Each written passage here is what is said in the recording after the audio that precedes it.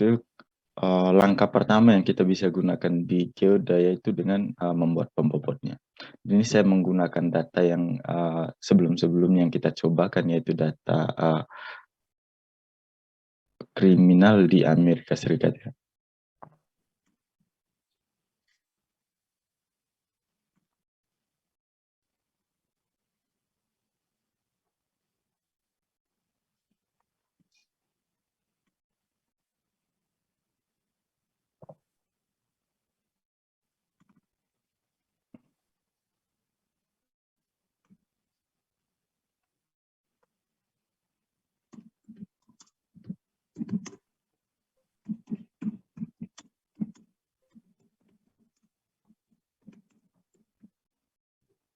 Oke, yang pertama coba kita dengan, klaster konsep LISA yaitu Local Indicator Spatial Association.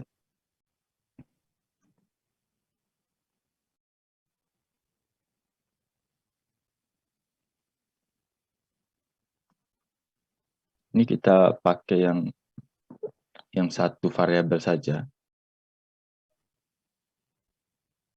Kita pilih yang, konsepnya hampir sama dengan autokorelasi spasial kemarin.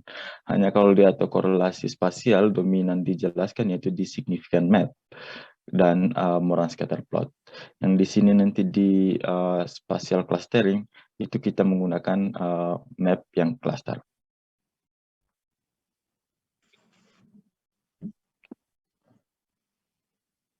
Ini ada dibagi menjadi 5 klaster, yaitu ada klaster yang sudah signifikan, kemudian ada yang klaster high yang masuk di, kalau di Moran plotnya itu masuk di lokasi yang memiliki amatan tinggi dikelilingi oleh lokasi yang memiliki amatan tinggi pula.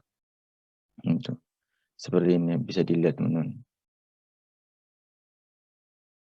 Kemudian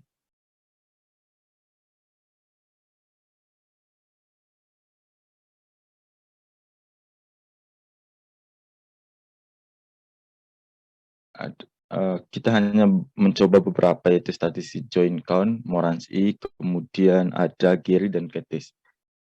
Ini kita coba Gary dulu.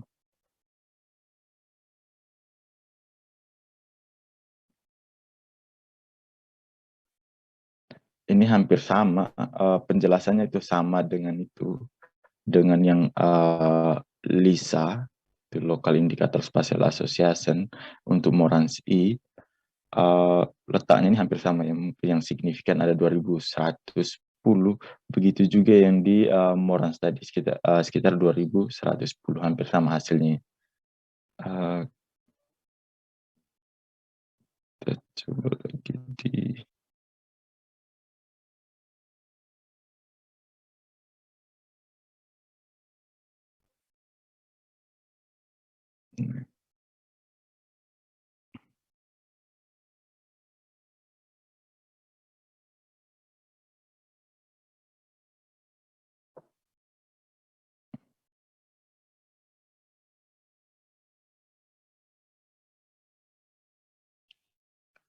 kalau yang di Getisnya itu kita membagi menjadi 3 klaster, yaitu klaster signifikan yang masuk, kemudian klaster tinggi dan klaster low.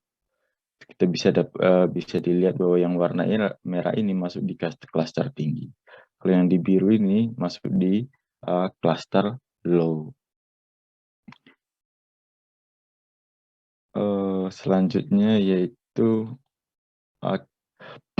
di analisis klaster mungkin teman-teman sudah belajar analisis multivariat, yaitu klaster dibagi menjadi 2, yaitu ada hierarki dan non-hierarki.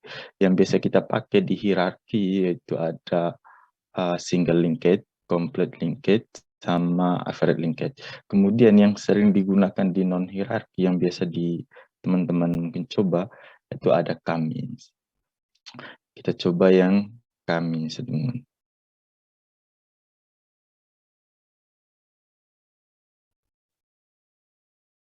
Langkah pertama yang bisa kita tentukan kalau di Cummins itu sendiri, kita menentukan titik pusatnya. Titik pusat dari misalnya kita memiliki 1.000 data, kita menentukan jumlah klasternya. Jumlah klasternya itu ada misalkan 5, maka langkah awalnya adalah menentukan 5 titik pusat untuk data yang 1.000 tadi itu. Kita coba kan.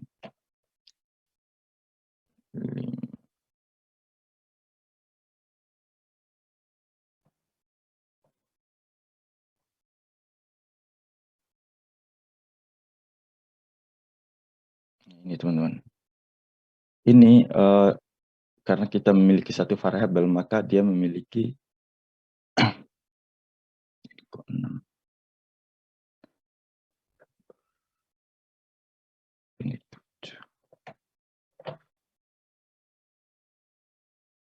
Ini ada 5 ya teman-teman.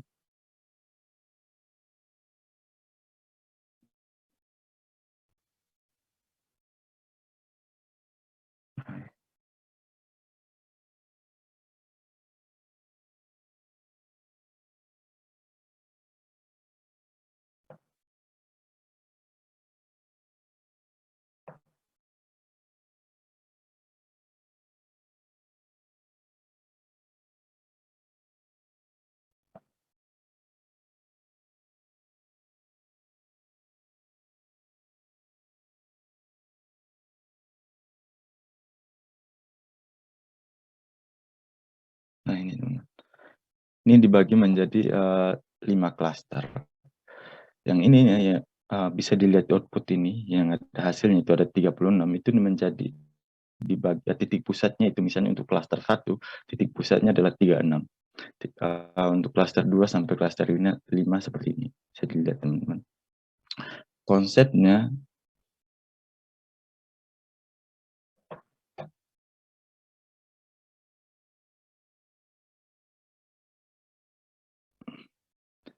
ini yang konsep di Cummings.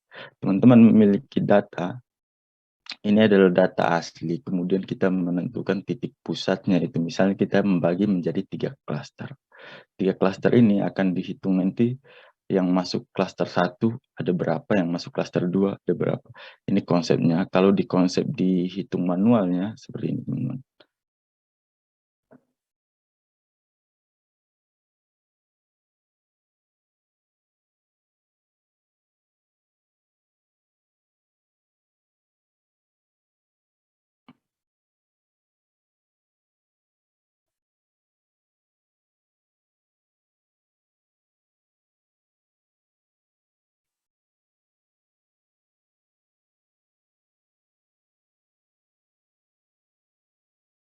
Nah, ini teman-teman, baru langkah awal di Kamis itu kita yang menentukan jumlah klaster. Namun pada dasarnya ada metode tersendiri yang menentukan jumlah klaster.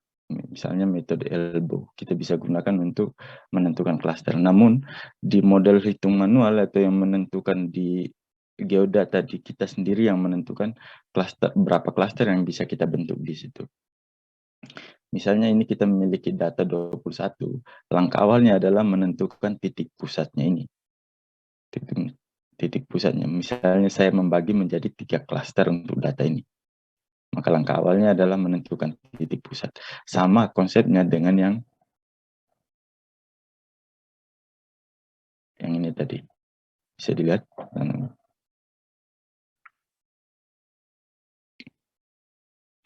Kemudian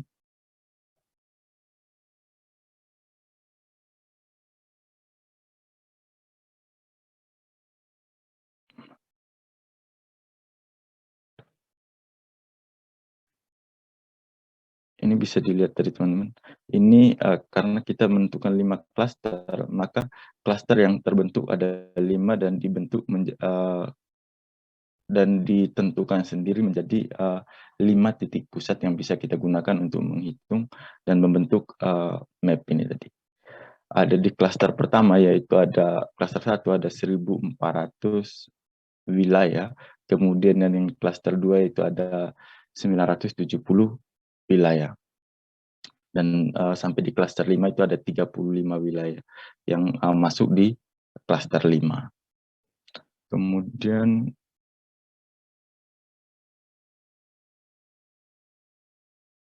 Kemudian ada di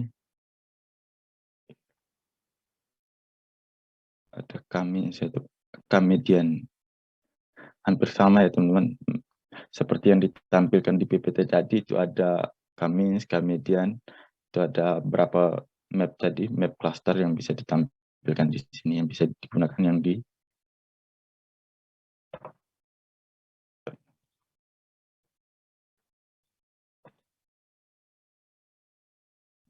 kita hanya mencobakan dengan satu variabel. Sebenarnya bisa menggunakan beberapa variabel yang bisa kita gunakan, namun di sini hanya menggunakan satu variabel.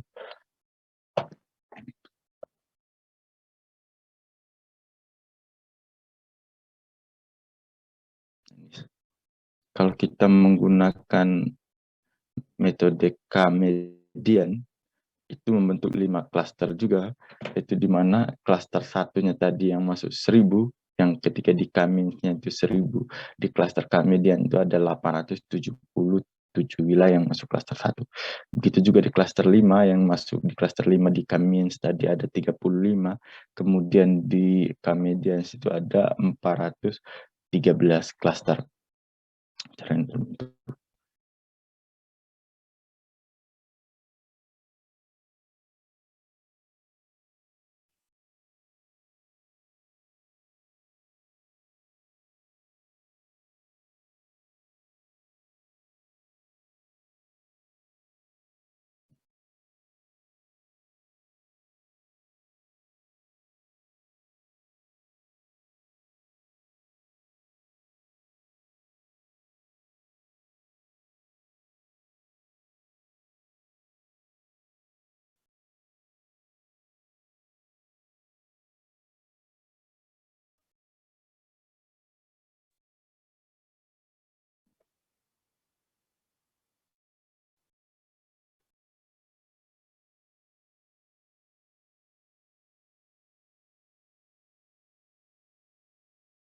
Nah ini bentuk dendrogramnya teman-teman, tidak kelihatan.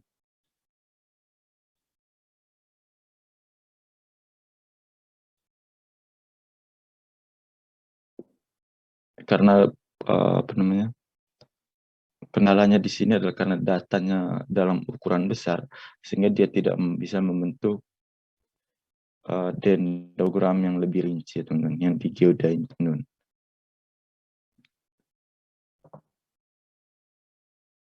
Oke, ini ada berapa? Kita coba lagi. Ini yang di konsep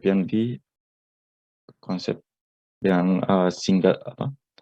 Hierarki dan non hierarki. Kalau yang di hierarkinya tadi itu ada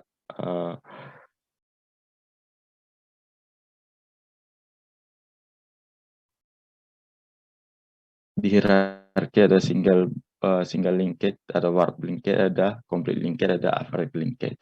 Kalau yang di non hierarki itu teman-teman bisa menggunakan metode Kamins, parallel threshold. Itu ya, tapi yang biasa digunakan yaitu adalah Kamins yang bisa yang biasa dianalisis selama ini yaitu Kamins. Kemudian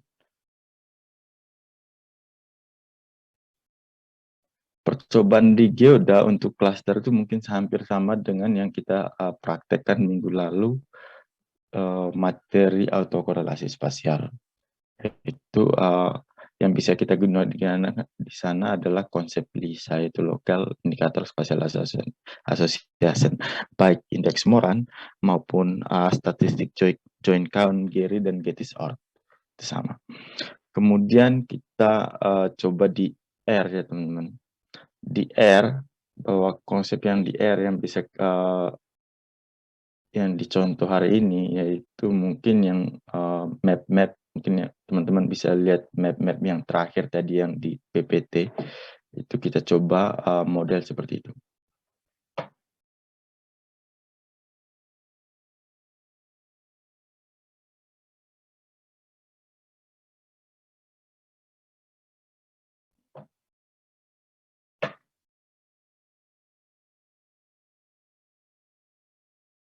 Ini untuk data areanya itu ada analis kuadrat, ada replika, itu tidak coba, nanti saya kirimkan sintaknya yang ini. Kita coba untuk analisis menggunakan map dengan metode hierarki dan non-hierarki.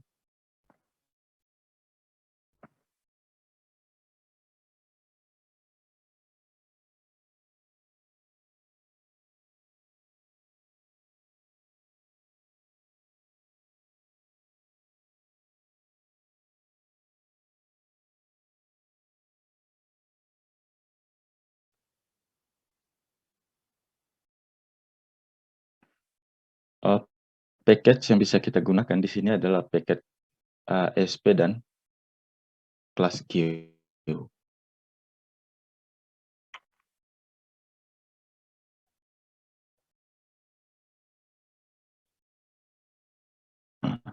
Ini map yang coba.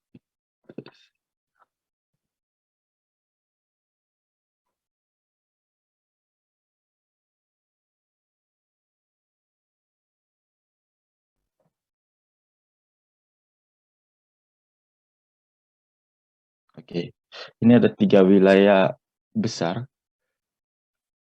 Wilayah ini nanti akan kita bentukkan dalam klaster. Misalnya yang masuk klaster 1 di daerah-daerah mana saja, sama konsepnya dengan yang di Kamiens tadi, ataupun di konsep yang hierarki itu. Hierarki seperti single linked, complete linked, dan average linked. Kita coba dulu.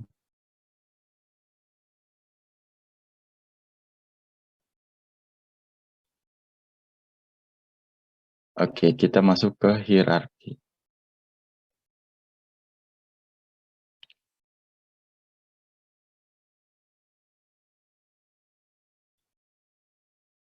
Nah, ini teman-teman. Ini kalau kita lihat, kalau kita mau lihat dendrogramnya ini, kita sudah bisa lihat bahwa ini adalah masuk di konsep, masuk di clustering, hierarki clustering. Di sini Anda menggunakan warp linked, menggunakan warp linked. Konsepnya ini kita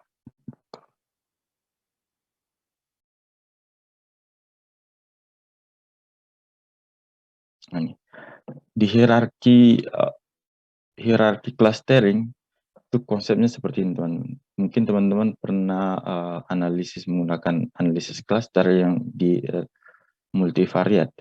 Konsepnya seperti ini. Kita memiliki data, kemudian data yang ukurannya paling kecil diklasterkan dengan ukuran yang paling kecil pula.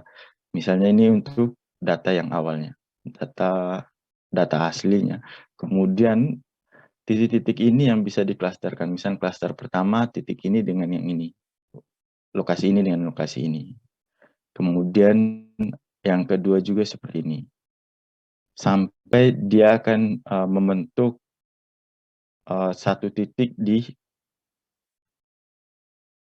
dikaitkan dengan titik yang lain. Konsepnya seperti ini, tuh. Sampai dia akan membentuk satu keseluruhan titik itu akan dijadi satu. Ini akan membentuk seperti ini, yang terakhir yang bisa kita lihat di dendrogram ini, teman-teman. Mungkin untuk saya ilustrasikan dihitung manualnya, teman-teman.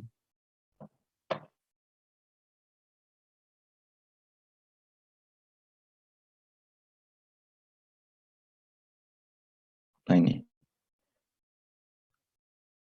ini data yang bisa kita gunakan.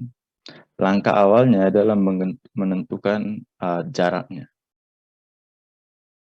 Menentukan jaraknya. Rumusnya seperti ini. XI, sigma XI minus YI dikodatkan.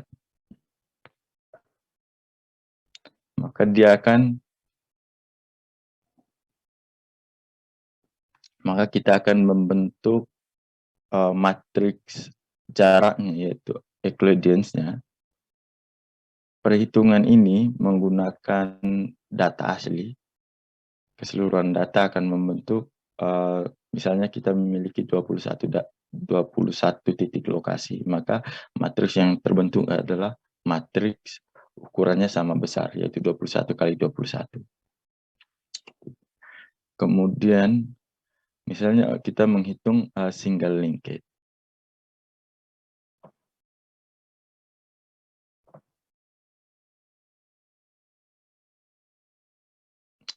Maka nilai yang misalnya di lokasi 1 tadi, itu nilai yang paling minimal itu paling minimum itu di angka berapa? Misalnya 94,6 ini.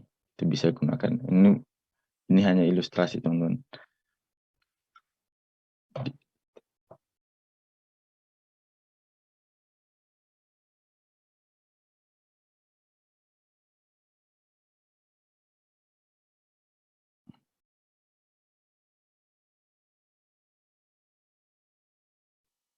Nah, ini teman-teman.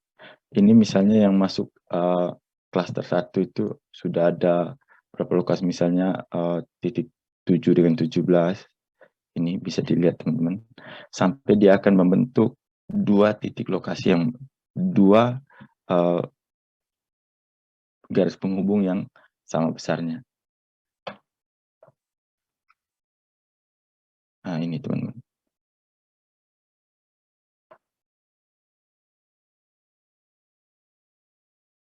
Ini yang terakhir teman-teman.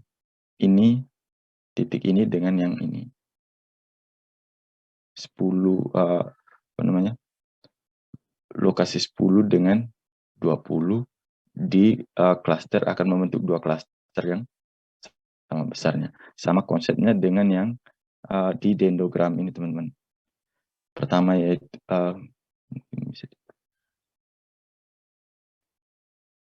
maka dia akan membentuk 2 klaster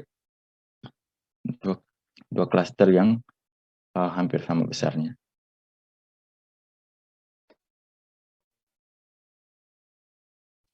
Kemudian kita membentuk mapnya. Kita lanjut lagi di R.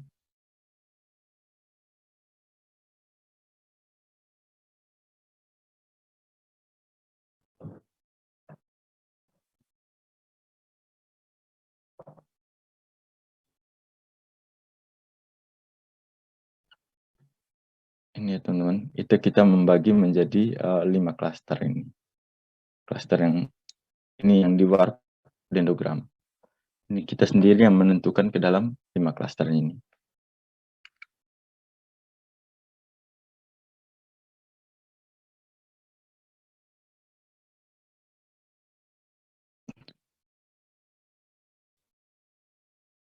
Kemudian kita membuat partisi atau dibagi menjadi sama persis tadi yang 5 klaster itu.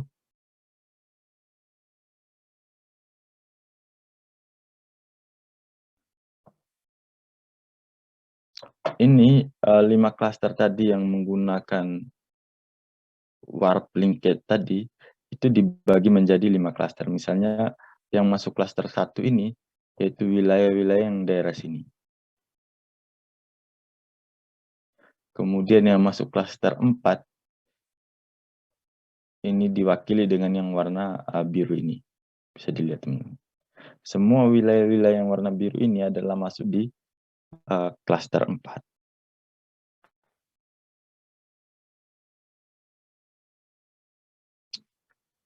Kemudian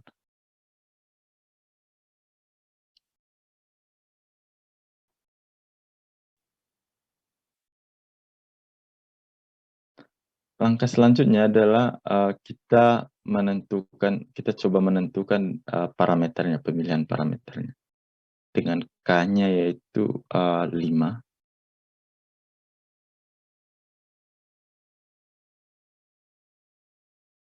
Nah, kalau konsep seperti ini teman-teman, ini kita bisa lihat saja bahwa ini masuk di cluster non-hierarki yaitu K-means.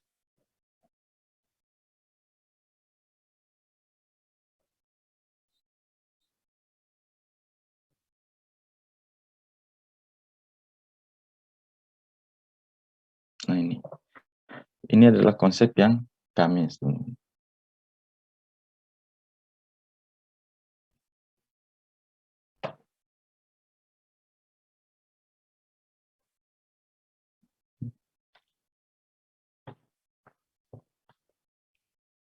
kita modifikasi dia berdasarkan, alfanya itu 0,2.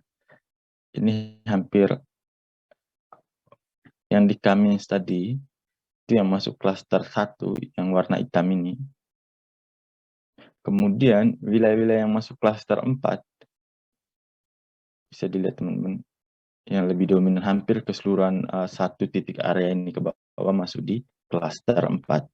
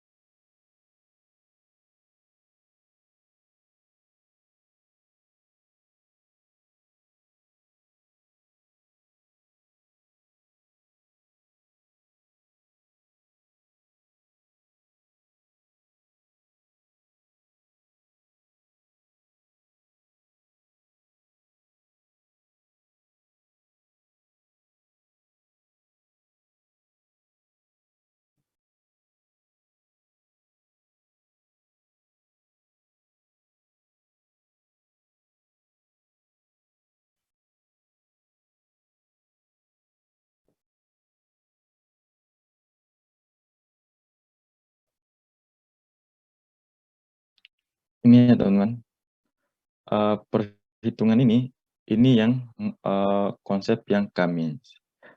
Misalnya yang masuk, klaster 1 mana yang masuk yang paling tinggi, kemudian yang masuk klaster 2. Karena kita membentuk 5 klaster, maka dia akan membentuk alfanya seperti ini.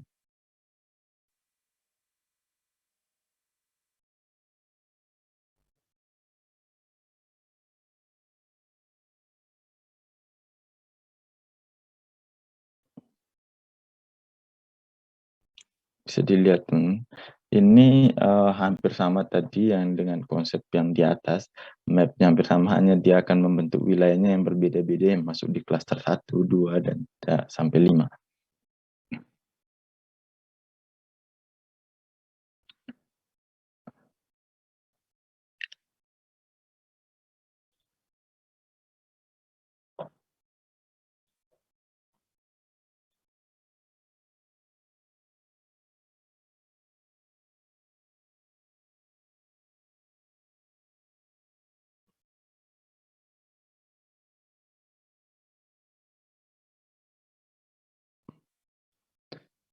Ini ya teman-teman, misalkan yang perhitungan yang di Cummins tadi, misalnya, jarak terpendeknya itu ada di klaster 2, maka, wilayah nomor 1 masuk di klaster 2. Klaster 2 bisa dilihat teman-teman. Tuh kita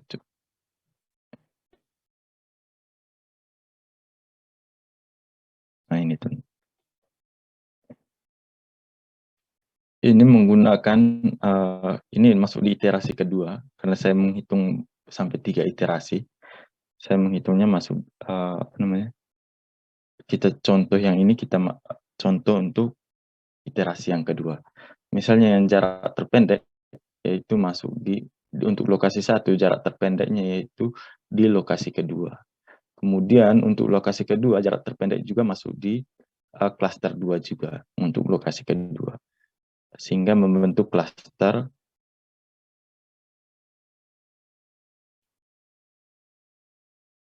Sehingga wilayah-wilayah yang masuk di klaster 2 itu, ada wilayah 1, lokasi 1, 2, 3, dan 4.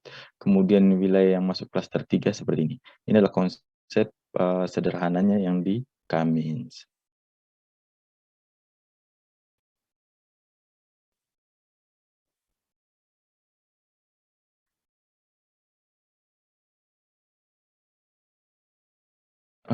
Mungkin ada pertanyaan teman-teman?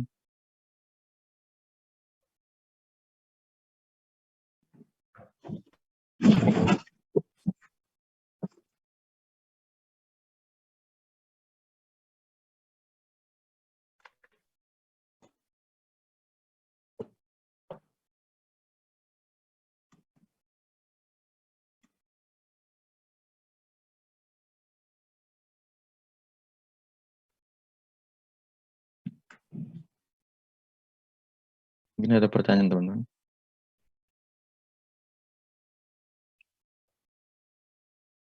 Atau hal yang perlu didiskusikan?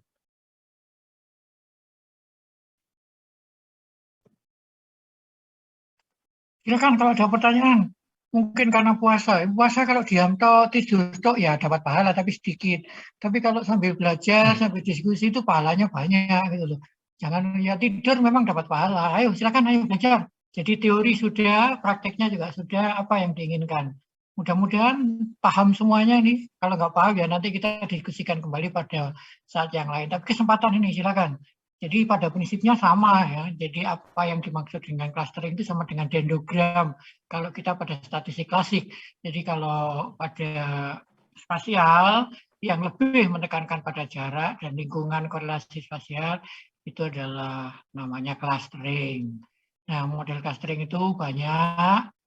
Kemudian bagaimana penerapannya tadi sudah dijelaskan oleh Mas Bento dengan contoh yang di luar negeri maupun yang di dalam negeri. Jadi pengklasterannya itu sama dengan dendrogram, dipotong di mana, dipotong di mana.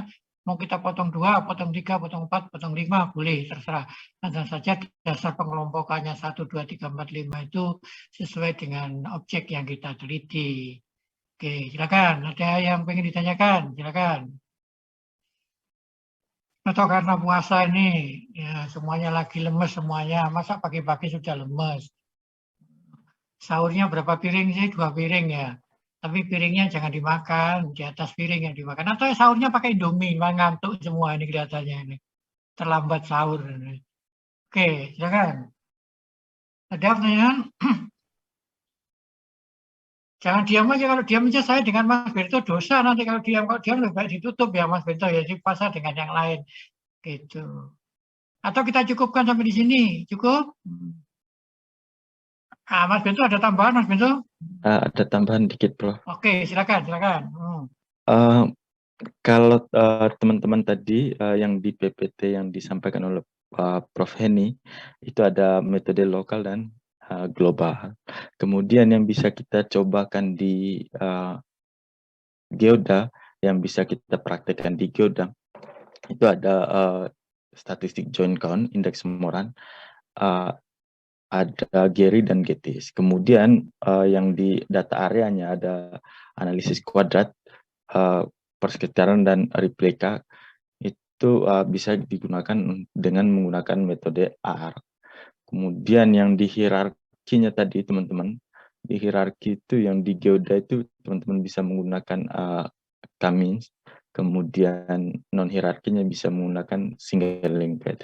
Hanya kelemahannya kalau di Geoda ketika datanya lebih dari 100 atau 200 itu dendrogramnya tidak muncul, tidak kelihatan secara bagus. Gitu. Kemudian untuk di Kamis, teman-teman, metode sebenarnya kalau kita menggunakan R, itu kita tidak menentukan sendiri berapa jumlah K-nya. Namun ada metode tersendiri yang menentukan jumlah K-nya. Misalnya metode elbow, saya contohkan.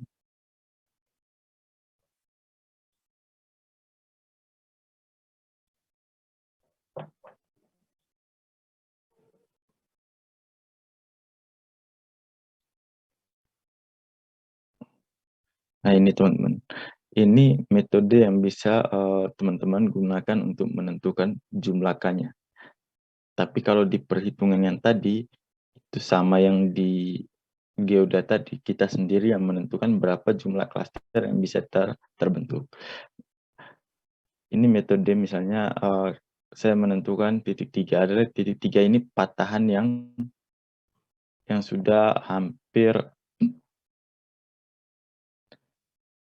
seimbang, maksudnya lurusnya ini akan seimbang dan mulai agak stabil seperti itu. Dilihat yang di patahan dari titik 1 ke titik 2 itu akan mencolong ke bawah. Kemudian yang di titik 2 ke titik 3 mencolongnya kurang terlalu ini, tapi kita tidak bisa menghitung ini sebagai titik stabil. Kemudian dimasuk di titik yang ketiga. Sehingga kita bisa menentukan K-nya yaitu 3.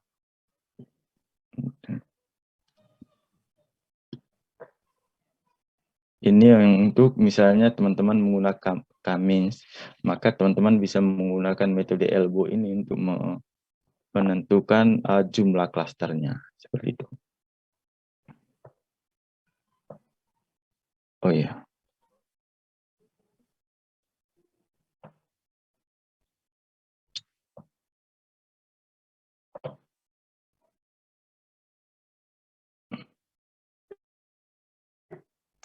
Nah ini teman-teman ada di Sinta ini ada replika dan tidak di ini. Kemudian ada quadrat base method. Kemudian ada analisis kuadrat, ada analisis persekitaran. Ini yang di Sinta ini bisa teman-teman guna. Nanti saya coba kirim ke teman-teman, mungkin teman-teman bisa coba nanti. Seperti itu.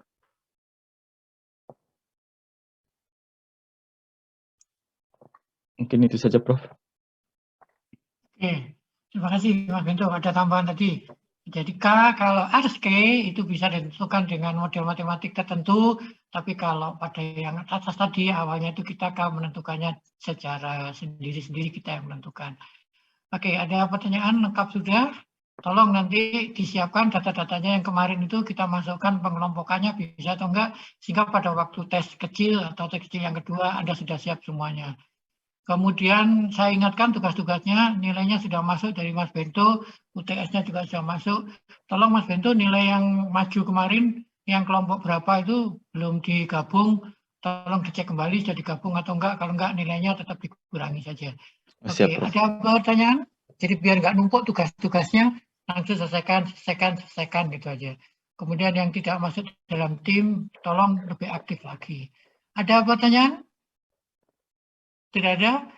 Oke, kalau tidak ada, terima kasih Mas Beto, terima kasih semuanya, selamat berpuasa, semoga dapat amalan yang kita kerjakan ini diterima oleh Allah Subhanahu wa taala. Amin ya rabbal alamin. Akhirnya saya akhiri sampai sekian dulu. Kita tetap daring ya, karena semester 6 kita daring aja, tapi tetap harus ada surat pernyataan, gitu katanya Ketua Departemen. Oke, saya akhiri sampai sekian. 1, 2, 3, saya akan leave. 1, 2, 3, saya leave sampai sekarang. Terima kasih Prof, terima kasih Mas Birko, terima kasih teman-teman. Terima kasih Prof, terima kasih Mas Birko. Sama-sama, saya leave ya, oke.